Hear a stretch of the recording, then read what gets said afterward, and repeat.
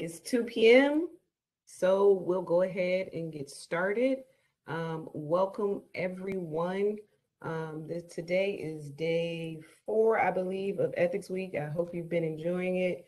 You are inside of Ethical Pitfalls in a Virtual World. This is going to be a panel discussion. We've gathered some of our ethics counselors, our tireless, wonderful ethics counselors that assist us in administering ethics in the district. And we're going to ask them some questions, give you an opportunity to ask questions after they answer the questions that we have drafted, come up with, and I hope you enjoy.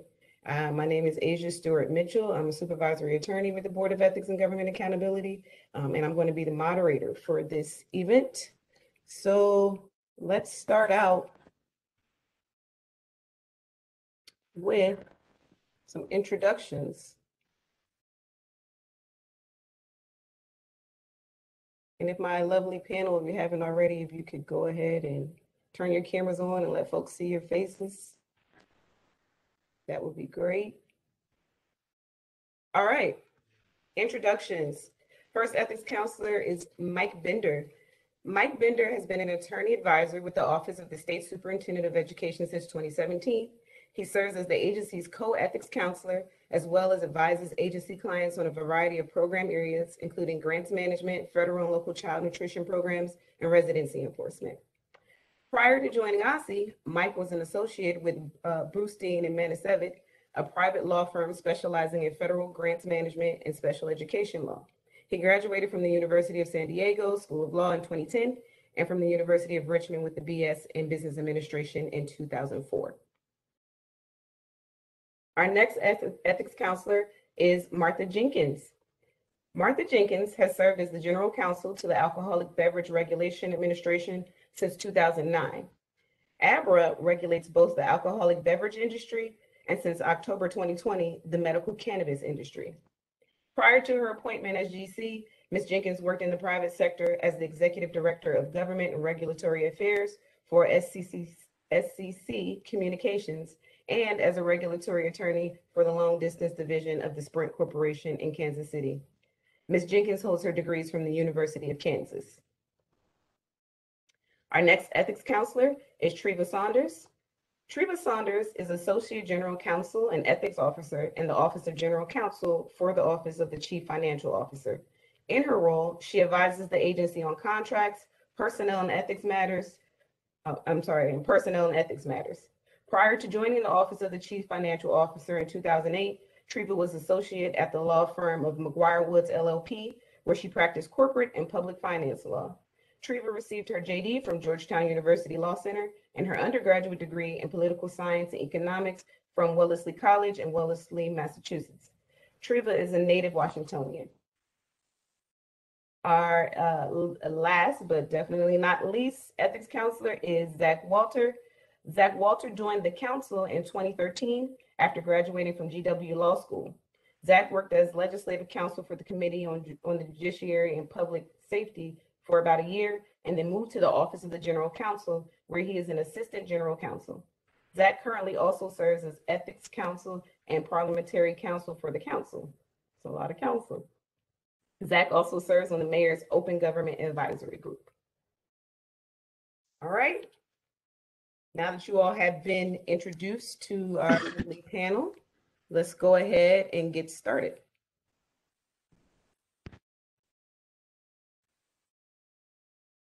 All right, our first question for the panel. Tell us about your agency's ethics program. Mike, did you want to go ahead and go first on this one? Yeah, sure, I can. The Office of State Superintendent of Education, or OSSE, is the state education agency for the District of Columbia. It's charged with raising the quality of education for all district residents. It has many key functions, but just to name a few, OSSE oversees all federal education programs and related grants administered in the district. It provides door-to-door transportation to school for district children with special needs. It licenses childcare facilities and certain institutions of higher education within the district. So our ethics program has to, reach a lot of individuals performing a lot of different responsibilities. And to do so, we primarily rely on trainings, I would say. In the recent past, we conducted live trainings for all staff, from bus drivers to grant managers to the superintendent. We require new employees to conduct ethics trainings or to sit in on ethics trainings. And of course, we require ASA staff designated as financial disclosure statement filers to annually complete a recorded version of ethics training. We have an open door policy, myself and the agency's other ethics counselor. We circulate ethics opinions via agency-wide communications. And then I think importantly, our intranet actually maintains ASA-specific ethics trainings and some other resources. All right. Thanks so much, Mike. Martha, did you want to tell us about you guys' ethics program? Sure, I'd be happy to do so. So ABRA has about 60 employees. We're one of the smaller agencies in the District of Columbia, and we oversee the regulation of alcohol beverage licenses and licensees within the district. And as of a year ago, we inherited the medical cannabis program from DC Health. And so we also regulate that industry as well. There is a 7-member board that oversees the adjudication and hearing process here at ABRA. They are nominated by the mayor and they are selected by the council. I conduct the ethics training for the employee base. For the board specifically, who are trained annually, we do bring in personnel from BAGA and from the Office of Open Government. And we do that pursuant to our reporting structure, also through our oversight hearings. With respect to the employees, we have quarterly full staff meetings. And ever since the onset of the pandemic, those are now held virtually, and we train quarterly on a smaller given subject matter. Also, prior to the pandemic, whenever we onboarded employees, especially those that are housed either in our enforcement division, our investigators, and also licensing specialists in particular, those two divisions, when we hire into those two divisions, I will onboard. I will offer an ethics training with respect to the onboarding, and then on occasion, this may have been mentioned, on occasion, let's say it's an elections year, then we'll also send out information about their ethics compliance requirements with respect to that. Thanks, Martha. I think that's excellent that you offer the training at onboarding. Mm-hmm. That's something that we definitely, in our office, want to make sure we give more thought. How can we be reaching out to everyone that is onboarded, but beyond NEO, to get them, a more full training, because we only get a few moments with them at NEO. So that's really good. Asia? Yep. Yeah, I forgot to mention, and I would like to, that I've infused ethics questions into our hiring process as well, because sometimes we've discovered that we might have a new hire who is actually working at a regulated establishment, and we're trying to now catch that sooner in the hiring process before we catch it at onboarding. Absolutely. Absolutely, no problem. Thanks, Martha. Treva, did you want to tell us about your ethics program over there? Absolutely. All right. So the Office of the Chief Financial Officer manages the financial operations for the entire district.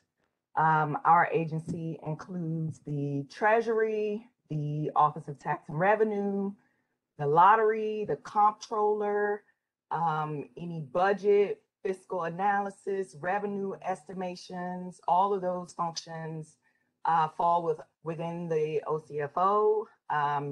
Every agency has someone in the OCFO that is doing something for them to be able to receive and spend their money. We are an independent agency. We have roughly 1,700 employees. I am the ethics officer, and I have another attorney on my staff that assists me with that as well. We also have an office that's called the Office of Integrity and Oversight, and they conduct our ethics trainings, and that is done both during the employee onboarding process, as well as there's an annual requirement that is mandatory for all OCFO employees. We have our own code of conduct that consists of essentially all the same district and federal ethics rules and laws. But in addition to that, we have a few things that are specific to our employees. And an example of that would be that employees of the Office of Tax and Revenue, for example, are not allowed to prepare taxes for district taxpayers, as well as employees and family members of employees at the lottery are not allowed to play or win the DC lottery. So that is a few things. Let's see, what else? Also, because we are such a large agency, I have an email inbox specifically for the OCFO, where employees are able to email their ethics questions. And so I monitor that as well as the other attorney on my staff, just to make sure that we are promptly responding to employee inquiries. And then I have been here for a while, so most employees have heard my name in the annual ethics training, so they know they can also reach out to me directly as well. Yeah, I think that. All right. Thanks, Treva. Yeah, I think I love the idea of having an inbox specifically for ethics. Of course, you know, my agency, that's all we do, but for other ethics counselors, I love that idea. That seems like it's a good idea. And, you know, if you can, we have on our general mailbox where people are contacting us, and sometimes they might feel like it's a cold contact. They're just reaching out to this general mailbox. We have somebody on it at all times to kind of monitor and promptly respond, based on the urgency of the emails. So I like that idea. And also another thing I wanted to speak to was you guys' independent authority. I know many agencies have independent authority to administer their ethics trainings and programs. They might have their own ethics rules. Many agencies have a conflict of interest rule or rules about the kind of outside activity or work that you can do based on the kind of work that you'd be doing at the agency. And so we recognize that at BEGA, and we oftentimes work with people who have independent authority just as a touch point to give guidance and suggestions and help out when ethics counselors need help. But it's actually a good thing for us that some folks have independent authority, and they go ahead and they train their folks every year. And it kind of helps us, because otherwise we'd have us who are a staff of, I want to say maybe we're 20 now total, that's not including our board, that are tasked with administering ethics for the entire district government. So that's great. All right, Zach, did you want to tell us about the ethics program over at the council? Yes. So as everyone probably knows, the council is the legislature for the District of Columbia. We have about 230 employees at the council. We're a very unique agency in a lot of ways. So obviously we're a separate branch of government, but we're also essentially kind of 13 or maybe you could say 15 or 16 agencies in one. So each of the 13 council members are their own personnel authority, with the chairman being the personnel authority for all of the central offices. We're also unique in that we're like the only agency that can actually change the ethics laws. And just like some of the other agencies, we do have independent authority for ethics training, and we have our own code of conduct that governs the ethics rules for the council. Our rules of procedure require all new employees to get ethics training within 2 months of starting employment at the council, and then we require annual ethics trainings thereafter. We kind of usually have trainings quarterly, but we also do them by request for offices, and we found that people are more engaged and more likely to ask questions if they're in a smaller group with their own peers and their own coworkers, So I try to encourage each office to set up trainings with me just for their individual offices. And ethics inquiries, are kind of hard to predict how many we get. Sometimes we'll get maybe once a week, but then sometimes I'll get, 20 in a day. So it all really just depends kind of what's going on. We definitely get more around election season. And I've also found we get more ethics inquiries, right after our legislative meetings. So I think everyone's kind of focused on the legislation. And then once that meeting is over, they can kind of take a breath and take the time to ask those questions that have been kicking around. Thanks, Zach. All right, since all of our panelists have answered our question 1, let's move on to question 2.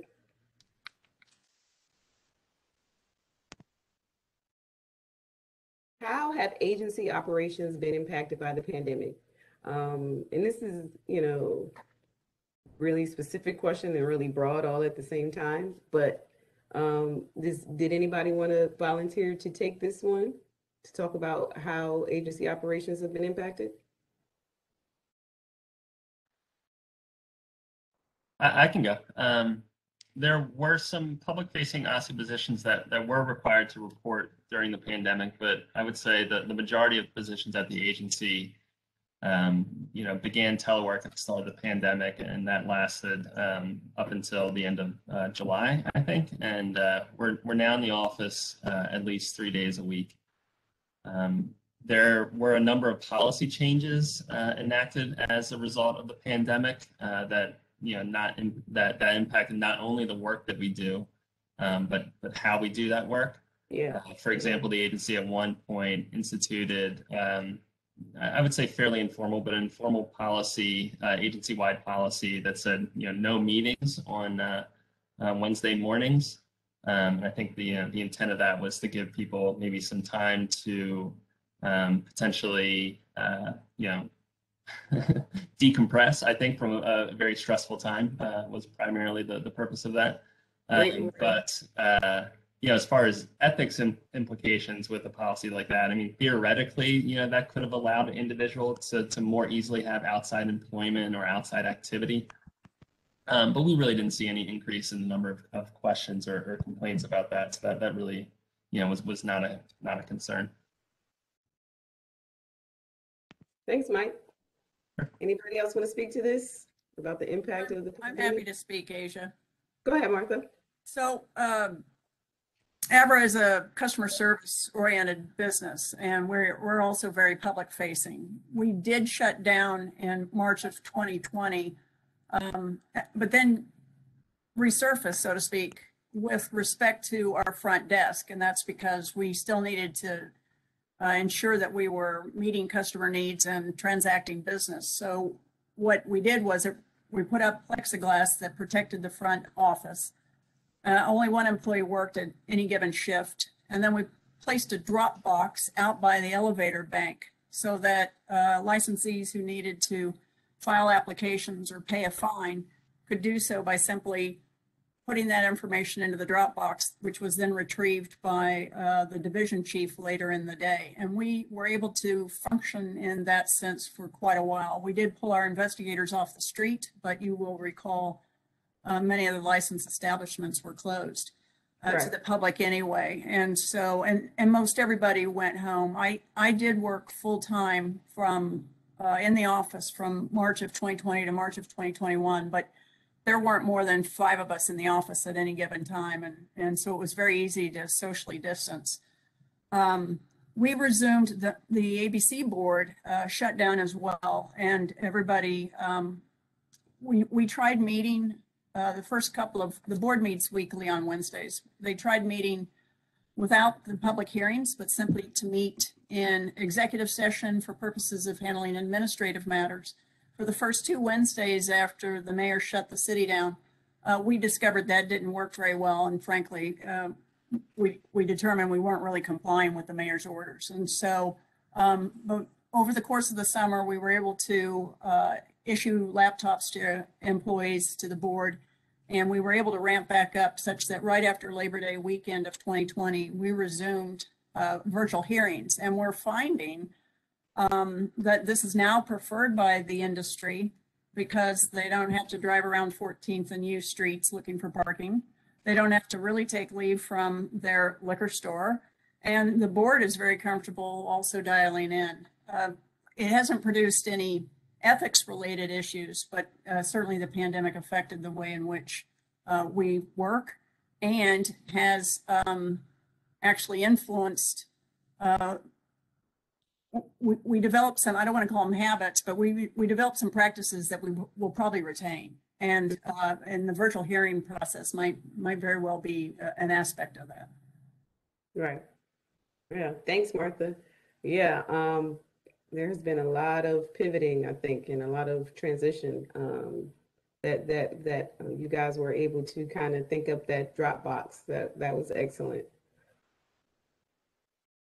Anybody else want to speak to this before we move on to question 3?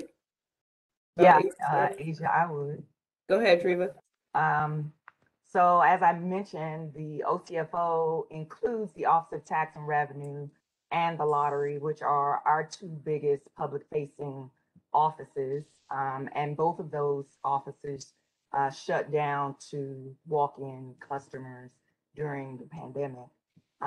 Luckily, the Office of Tax and Revenue has a very robust customer service program already that includes online, mail, and phone functionalities that we were able to, guide customers to.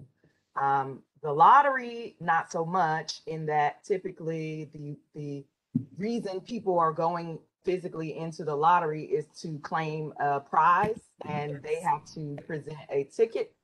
And so we were closed, but we had sort of a relay operation where people could make an appointment, drive up, the lottery staff would come out, get their tickets, take it inside, bring out their prize. And so we kind of just sort of on an ad hoc basis as things progressed in the pandemic, made adjustments. So eventually the public were able to go inside the prize center. And then as of October 4th, both the Lottery Prize Center and the Office of Tax and Revenue are available for in-person service.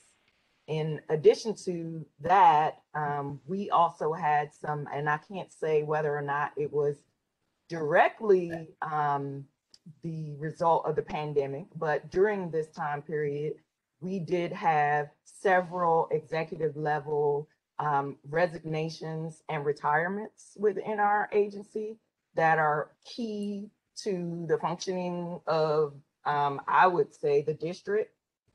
We had our CFO resigned, as well as the lottery director resigned, both citing just, wanting to be closer to their families who were in other states. Yeah. We had the director of what's called OFIS, the Office of Financial Operations and Systems, which is the comptroller for the district. So they manage all the accounts and SOAR and just basically the motherboard of all of our financial transactions, retired, as well as the treasurer, the DC treasurer, resigned. But we luckily had some very good internal people step up, and we got a new lottery director, so we're doing okay. But that was something. Right. Yeah. I guess speaking to that theme of transitioning and pivoting and just kind of, I guess, taking what comes. You guys definitely had a lot of higher up management folks leave. So, did anybody else want to speak to that? Zach, I think you're the only one that did you want to answer this one? Yeah, I'd love to jump in. Yeah, so as I said before, I mean, the council is comprised of kind of 13 separate offices. So, I think each office was kind of doing their own thing. So I can't exactly speak to, what each council member's office was doing. But in terms of the general counsel's office, I mean, we pretty much went fully remote in early 2020. There's a few kind of small tasks related to how we process legislation after something is approved in a legislative meeting. That required, one or two of us to come in. So we've had, one or two coming in maybe a couple times a week, especially around legislative meetings. I would agree totally with what Martha was saying about public participation going up with the virtual meetings. So beginning in March of 2020, we started holding virtual legislative meetings, and the same with hearings and roundtables. So it was a kind of a steep learning curve for us to figure out how we could do like voting on Zoom and, how people could raise their hands. And it was, some kind of kinks to work out at the beginning. Yeah. But yeah, exactly like Martha was saying, I mean, it seems like everyone really likes it now. Before people would have to, take off work and drive all the way to the Wilson building to testify for, 3 minutes or 4 minutes. So now, people can do that wherever they are from the comfort of their home. So I think that's, a real benefit of the pandemic that, hopefully will stick around.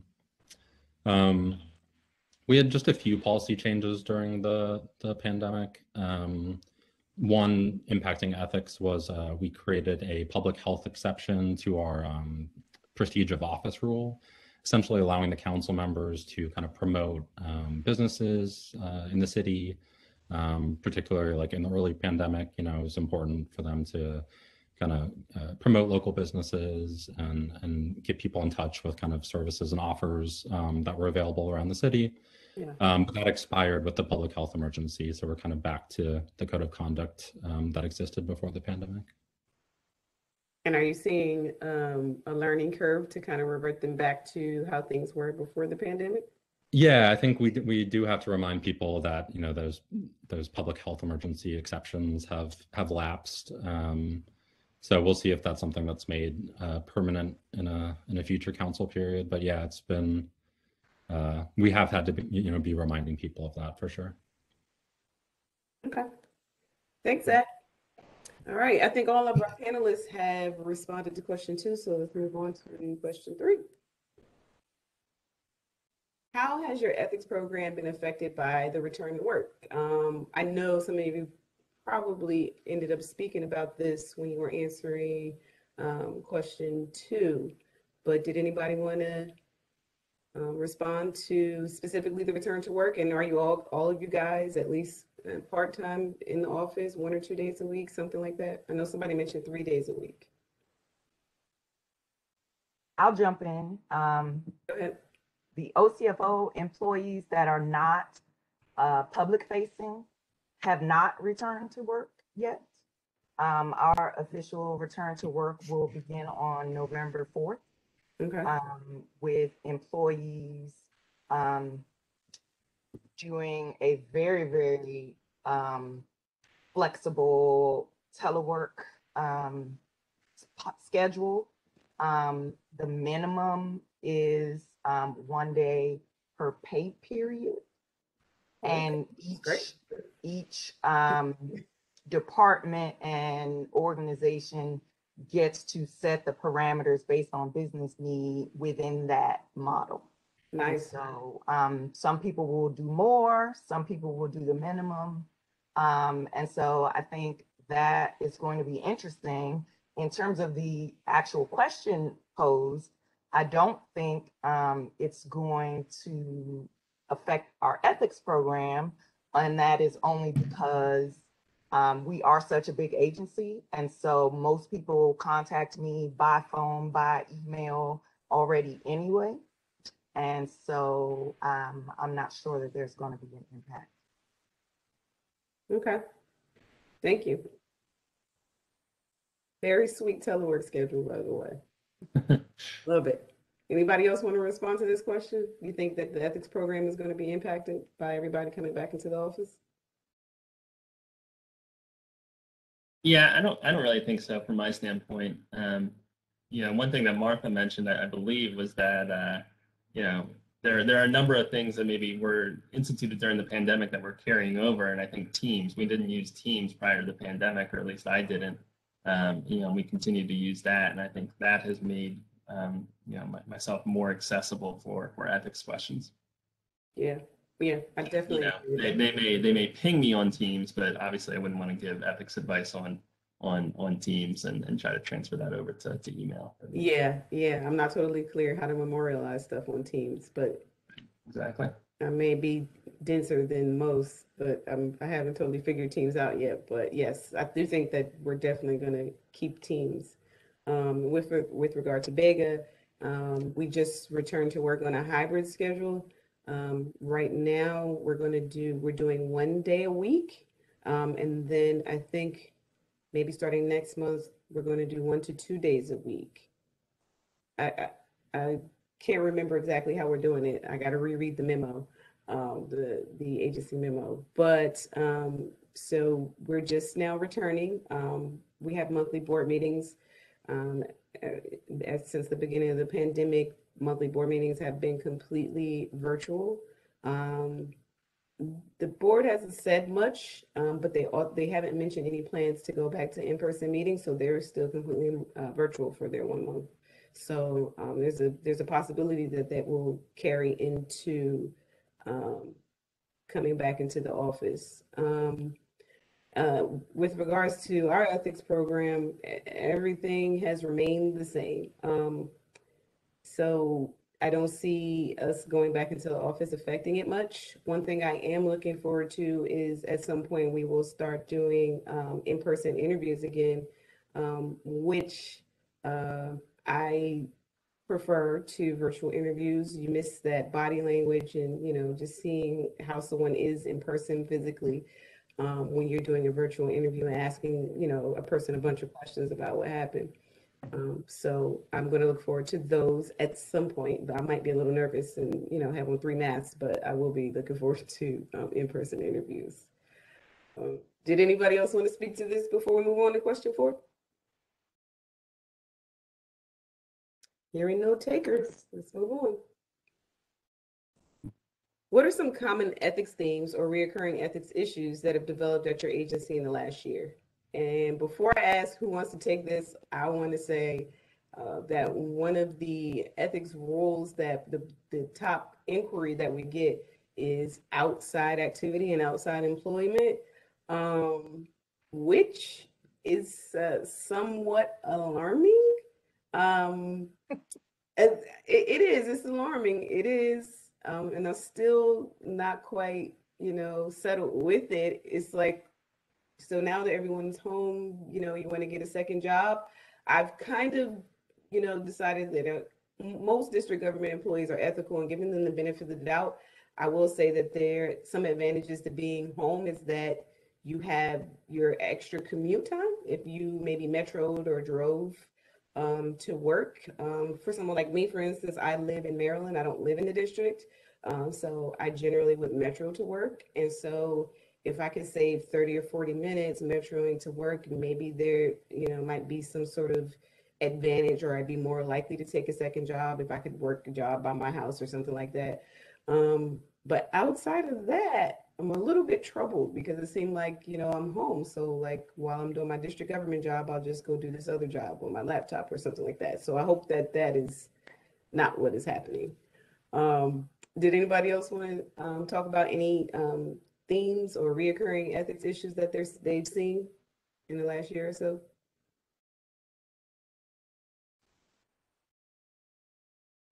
Asia? Yep. Yeah, I can piggyback on your sentiment. Yeah, go right ahead. Yeah, it was interesting to me. Employees didn't necessarily come to me and ask, hey, can I take this outside employment opportunity? I only discovered it.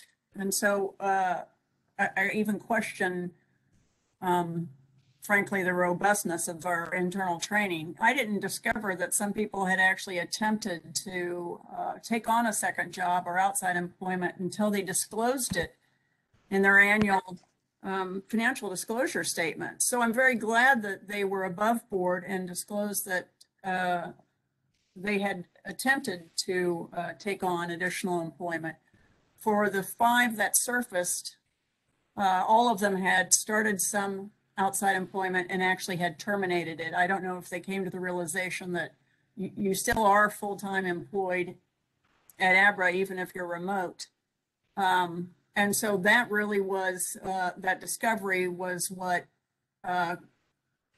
encouraged us then to start doing quarterly trainings on ethics issues, particularly, specific ethics issues, that if we see something that comes forward that more than one or two employees seem to be either misunderstanding or tripping on, then we can bring that up in our quarterly staff meetings, which are now virtual and much better attended as a result. But yes, I share the same alarmism that you did, in that my first reaction was, well, you're still employed with us and you're still employed full time. So why you have more? And I never thought about the commute issue, but it was interesting. Most of that was short-lived, and I'm hopeful now has been put to rest. Yeah, I hope so too. Anybody else want to take a crack at this one? Anything that you're seeing, that you've been seeing in the last year or so? Actually might be correlated with the pandemic, but maybe not even, who knows, actually connected to the pandemic. Yeah, I can jump in if that's right. All right, Zach. So yeah, definitely agree about outside employment. I've gotten lots of questions about that. I would also say a lot of questions about post-government employment conflicts of interest. Seems like a lot of people are, taking this opportunity to like reevaluate what they want to do and changing careers or changing positions. So I'm just getting just a ton of questions about that. And then, we're kind of getting into campaign season now. And so getting lots of Hatch Act questions and requests for Hatch Act trainings, which is great. Yeah. So that's kind of the main stuff we're seeing over here. Yeah, I agree about post-employment. Actually, now that you mention it, that's probably number 2 after outside activity and employment. It would be post-employment, folks leaving. And yep, and the same thing with Hatch Act. And with regard to the Hatch Act questions, getting a lot of what I guess I would consider unique questions, kind of like questions that kind of have like a virtual slant to them. Seeing a lot of folks asking questions about campaigns that are not regulated by DC Board of Elections. So they want to run or hold some sort of office in another state, or they want to help a friend in another state, stuff like that. That's the Hatch Act world that I think we're in. And we have a couple of requests for training as well, which, as you said, Zach, is great. We love doing Hatch Act trainings, and we always get a million questions. And so that's a really good thing, because then we feel like, okay, we're imparting the knowledge, people know, and they also know that we're here, so they can ask questions. So that's always a good thing. Anybody else for question 4? Yeah, I have one thing. I got all the same questions you guys got about outside employment, post-employment. But also during our annual ethics training just happens to occur around the same time as financial disclosures. And a common question that is both part of the ethics training and at the end of the financial disclosure in the certification section is about timely payment of taxes. And because during the pandemic, there were so many extensions or changing of when the due dates were and when extensions were due, and there was just a lot of movement with the IRS and their deadlines, and people wanted to know, what constituted timely payment of taxes. Yeah, we did get some of those around the financial disclosure time, and I will say that the motivation behind asking that is to, and I want to say, I think we may have changed the wording a bit actually for this new version of the financial disclosure statement that we issued this past filing season. And we changed the wording to kind of really capture what it is that we're looking for. We want to make sure that folks are in good standing with the IRS, right? So if you have an extension, that's fine. If you have a payment plan, that's fine. We just want to make sure that you know, if you have a tax payment, that you paid it, you filed the tax forms and reported properly, all those things. And so within the bounds of whatever, you know, even if there's special circumstances or some sort of accommodation that the IRS is giving you, that's fine. Just as long as you're in compliance with that. So that's the motivation behind the question. And I do think we tweaked it. I cannot recall the exact language, but I hope that it now better reflects what we're asking for. Because I do feel like many people just thought, oh, did you file your taxes by the annual deadline, right? And then, you know, Treva, as you said, the deadline was changing and there were all these different kinds of extensions and exceptions and different things that people could take advantage of. So it probably definitely was a little confusing for folks. Anybody else for this one before we move on to question 5? All right. I think the other panelists pretty much covered everything that I had seen as well. Okay. Thanks, Mike. All right, let's move on to question 5. How did the pandemic affect your ethics counselor duties? I know, you know, the pandemic may or may not have affected you guys and how you administer the financial disclosure program at your agency. I know for us, we mail out hard copies of the April 15th notice that we send to FDS filers. But luckily, we maybe 2 or 3 years ago started engaging a mail merge company to go ahead and send those out for us. So we already, you know, it was just a matter of checking with them to make sure that they were still operational and that they could still do the job. And once they said yes, we said, thank goodness. And, you know, we were able to kind of punt that to them like we always do. But that may have been an effect on you guys, or maybe your actual physically open door. We know that changed. So maybe if there was anything that you did to make sure that you had a virtual open door policy.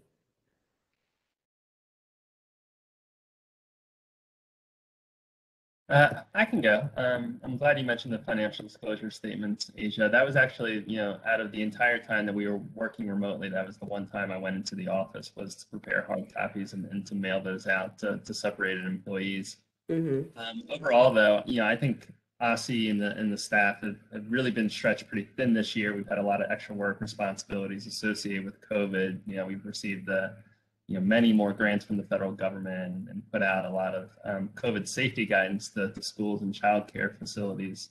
And so, yeah, I think that for the financial disclosure statement, you know, that process, that's kind of something that's an additional, you know, responsibility every year. And I will say that the extension to file those statements, I think, really helped filers, but then also gave me some extra time to review those statements and follow up on any issues as the statements came in. So that was a great assistance, that extension. And then I said this earlier, but just to say it again, definitely more accessible, I think, during the pandemic because of Teams. It just added another way to reach out to me. And as I said, it's kind of continued as we're back in the office. Yeah. Anybody else want to speak to this? Well, I know for us, we, during the pandemic, even before the pandemic, you know, we had it on our list of priorities to make sure that we, you know, kept in touch with ethics counselors, and better communicated with ethics counselors, and made sure that we made it really clear, you know, that we appreciate you guys and that we're here to answer any questions and work with you and respond to your concerns and needs. And so I know at the beginning of the pandemic, I kind of started this kind of campaign to kind of email and call you guys. And I know that I probably got on your nerves at a certain point, but that was one of the things that I needed to put on my priority list because, you know, on a regular year when we were physically in the office, we may not have been doing a good job of communicating with you guys and getting you the information that you needed. And so I was like, if that is the case, then, you know, that could be exacerbated by the pandemic. So I wanted to make sure that I was in contact with you all, sending you emails and letting you know what it is that we were doing. I actually probably fell off with that during the enforcement phase of FDS, but that is still on our priority list. So the pandemic actually kind of for us reinvigorated our priority to make sure that we are always closely working with you guys. And I also want to take this time right now on question 5 to thank you guys, ethics counselors. There might be some more ethics counselors in attendance in this program. I appreciate everything that you do. As many of you may know, I manage the financial disclosure program, and I clearly, obviously could not do it without you. And I appreciate it. And I know that it's an extra job that you don't get paid extra money for. And I just think you guys are great, and I appreciate you. Thank you. And does anybody have anything to add before we move on to question 6? I think question 6 is our final question. Asia, I can jump in real quick. Go ahead, Zach. So yeah, I would say the open door policy is like a really big one for me. That's how most of the ethics inquiries came to me before the pandemic, was just like a knock on the door. Yeah. So that's been a big, really big adjustment. I don't think, it sounds like maybe we're not using Teams as effectively as we could, but that's definitely, I think people, are more likely to just kind of poke their head in, and it seems kind of informal versus kind of putting it into writing or an email. It just seems more serious and formal. Yeah. The other big thing for me has been trainings. I've been doing the trainings at the council for 5 or 6 years, and I find doing it over Zoom is tricky. I think a lot of people have their screens down, so it's just not entirely clear if they're even at the computer. And it's just easier to get distracted. There's just people have and understandably distracted. People have their kids at home or just life happening around them. So I think it can be harder for people to focus. So I've been trying to find ways to make the trainings more engaging, or as engaging as you can make ethics trainings, and more interactive, and have more questions and hypotheticals for people, just to try to get people involved and make sure they're kind of paying attention. Yeah. Yep. Totally agree with that. I think I took a bunch of trainings in the pandemic on, training the trainer, essentially, how I could better, impart my ethics knowledge to district government employees.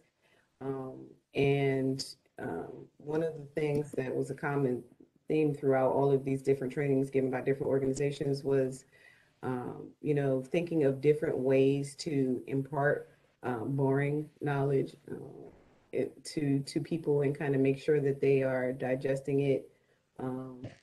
And one of the main suggestions is kind of, doing smaller bite-sized programs, changing the format, kind of doing games and different things like that. So I've definitely been absorbing that. So Zach, totally agree about not being sure. I've done a lot of virtual trainings and just kind of not being sure who's there and who's not. And so we, in our full ethics training, we have a couple of quiz questions. And when I'm asking the quiz questions, if I don't get a response, I just let folks know, I'm like, okay, this is about to be a really awkward pregnant silence. I need some folks to answer this quiz question so that I know that I'm not in here by myself. So that's one of the things we've been focusing on. But thanks, Zach. All right, let's move on to question 6, our final question. What did you learn about prioritizing ethical messages in the agency while working from home? And we've talked about this a little bit. Some folks are doing games or increased trainings. You guys have had all kinds of interesting ideas. Anything else specifically you wanted to bring out for question 6?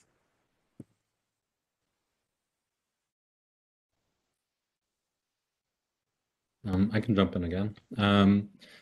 Yeah, like what we were just kind of talking about, like I think it's hard for people to pay attention during trainings or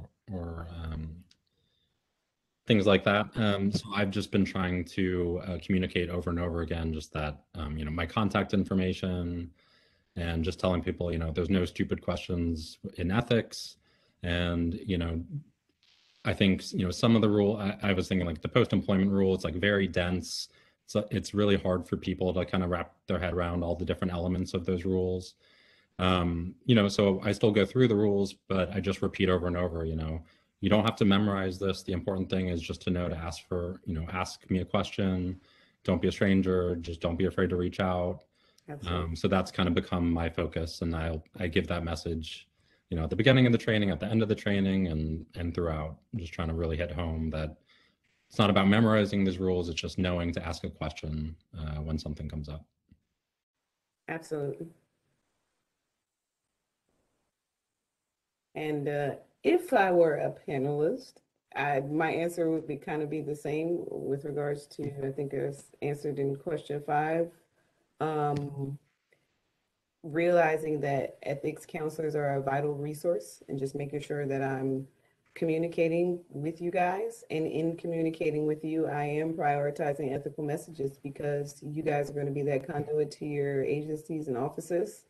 And, you're going to be using whatever information I give you, clarifying with me, making sure that folks are notified and getting that information. So that's one of the ways that I've been prioritizing ethical messages. Also, at some point in the pandemic, my job title changed. So now I'm doing advice and education, and I'm still actually doing financial disclosure for right now, but hopefully we'll hire somebody soon for that. And so shifting to that and kind of learning how to be a better trainer, and how to improve on our advice program and stuff like that. So that's what I've been doing to try to prioritize ethical messages. Anybody else want to speak to question 6? After this one, we can go ahead and open it up for questions from the audience. If you guys have any burning questions for our panelists, for our ethics counselors, we want to ask them some questions. You can put them in the chat.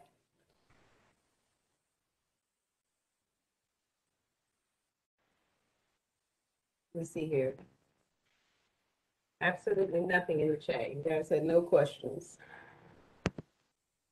Well, while people are thinking of questions to ask, I guess I would just add for that last question, it's really hard during the pandemic, right? You had so much going on in your personal life, you had so much going on in your work life, and I think sometimes, maybe I failed to prioritize, ethics messages, to really emphasize that. And I think like coming back to work and like with this ethics week and preparing for this panel, you kind of, I don't know, it's a chance to like recenter yourself now that we're totally back to work, and maybe think about how the pandemic actually affected the ethics program, and kind of, what we need to do to kind of recenter ourselves around those messages. Absolutely. Absolutely. And that's the whole theme of Ethics Week this year. Absolutely. Reapproaching ethical values. So that's excellent insight, Mike. We got, let's see here. Got some questions in the chat. First one, I was just curious if there has been any ethical questions regarding the vaccine.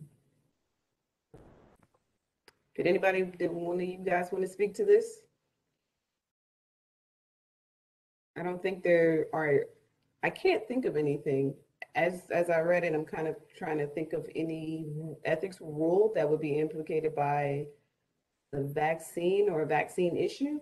And I'm going to go ahead and say no. And that's because the vaccine might be an issue for someone's personal ethics, right? Like general ethics, but not necessarily government ethics. And so in my ethics world, it's government ethics, and my jurisdiction is super clear, which I love. And that's, the code of conduct, the local Hatch Act, and stuff like that, a couple other bodies of rules. And so I can't think of any of those rules specifically that would be implicated by a vaccine issue. Yeah, it feels like maybe more of an HR question than an ethics question. Yeah, I think so. All right.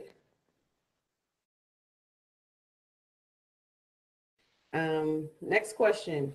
How do you involve Vega in your inquiries? When do you seek their advice? So that's definitely directed at the panelists. What do you guys do? How do you approach that? I email Vega a lot. not every time I get a question, but you know, I tend to rely on their expertise. And so if I get a question where it's a little iffy to me, or you know, maybe there's an interesting fact pattern, I definitely do not hesitate to email Vega. Absolutely. We love that. So I have a fairly bright line, and that is if an inquiry comes in from an employee and I think I can handle it by reading the code and applying it, then I'm very comfortable with the extent of my knowledge. Almost 100% of the time, if I get an ethics inquiry from a board member or about a board member, I always go to Vega because you guys are really my safety net. And I think two heads are better than one. And it's a higher profile inquiry generally. And so I need the reassurance that the advice is sound. Right. Yeah. And there's no right or wrong answer to this one. You know, I'm sure every ethics counselor does it differently. Anybody else want to chime in on this one? Yeah, Asia, I've had some interesting situations because of the way that the OCFO is structured, and given that we have some employees that are actually embedded in the agencies that they support. And Yes. so sometimes people don't know that, you know, the person that sits over there is actually an OCFO employee. And so we did have, there are two different scenarios. One scenario is we've had agency ethics counselors designate OCFO employees for their financial disclosures.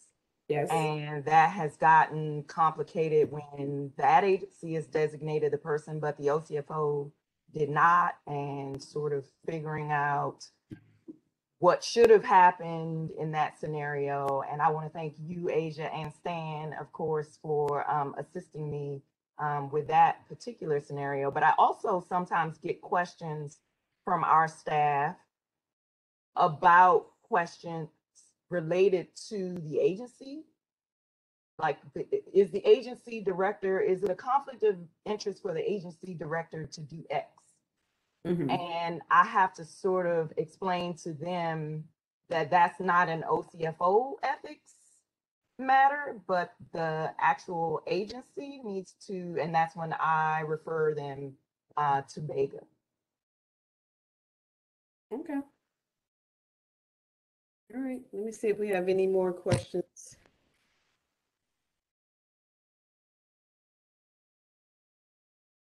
Okay. What level of confidentiality can you expect when you ask ethics questions? Somebody want to speak to that? It might be different at every agency. I can speak for Vega. When you make an ethics inquiry, we keep those inquiries confidential. We've had people ask for ethics advice that we've given. Usually it's going to be a journalist or some sort of news outlet asking for advice that we've given a higher up, right? Like, you know, a deputy mayor or the mayor or a council member. And oftentimes we decline, but in all cases, we would go and ask the person, we'll say, hey, you know, Washington Post or whatever is asking for this. And we let them know that they can make the advice public. And maybe they should go ahead and do so if they can, you know, think of a reason not to, so that, you know, that folks could stop asking us for that advice. But in most cases, we would decline. I think there was one case where we came to some sort of mutual agreement with someone who sought ethics advice that we should go ahead and publish, maybe once or twice, publish that advice on our website, or we transition their informal advice request, like in an email, to an actual advisory opinion. And if it is going to be a formal advisory opinion, then those will be published on our website.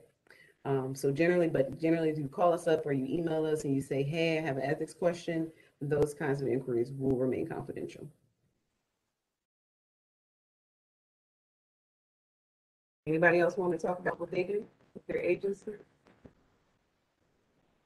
I can't imagine ethics advice is like, here's our public ethics inquiry database and everyone's requests are made public. We also kind of, if we think it's beneficial to like a training or if we're talking about something, we'll use real life scenarios, maybe based on advice, but we'll kind of change up the facts and we would never disclose who asked for the advice or if we investigated something or how it turned out. So for the most part, confidential. Someone said in the chat, I really like the no meetings Wednesdays. Me too. How do we present the idea for our agency? I noticed a lot of the unit supervisors are constantly in meetings and I see how stressful that can be. They definitely need a day to decompress. Yeah, so that just came from agency leadership, and unfortunately, it wasn't the entire day. It was just the morning. But yes, I mean, how to present that idea, you know, I think that would just be up to agency leadership to kind of institute that. Yeah. Doesn't hurt to mention it in the staff meeting, maybe, but Yeah, there you go. yeah, I heard something interesting on the ethics counselor panel. Well, we're at 3:01 according to my cell phone. So that brings us to the end of the presentation. Let me go back to the, here you go. Here are the names of our panelists. Thank you, Mike. Thank you, Martha. Thank you, Treva. Thank you, Zach, so much for your insight. I appreciate it. And to all the attendees, thank you so much for your attendance.